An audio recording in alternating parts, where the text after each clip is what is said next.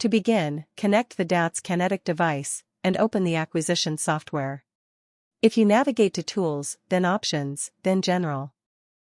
You can select the number of signal channel to be displayed for each of the CAN ports.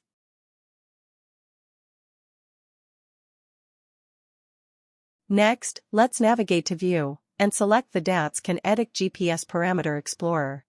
This allows you to configure the CAN parameters to be recorded.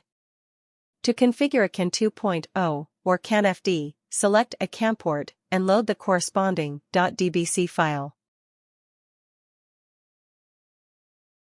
You can select up to 50 parameters to be acquired using the channel checkboxes demonstrated here. After selecting your required checkboxes, the CAN bus speeds can be configured. On the top menu tab, select Configurations, then CAN bus. This allows you to configure the arbitration and data of the CAN bus speeds to match the source device. Once the parameters are set, let's save this to a selected .dcf file, DATS CANetic setup file. Navigate to File, then click Save Setup As. Enter a file name. We will call this Test. Then hit Save.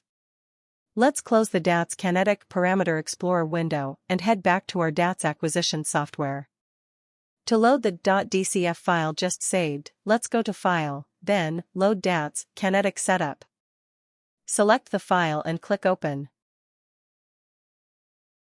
The setup is now ready for capture.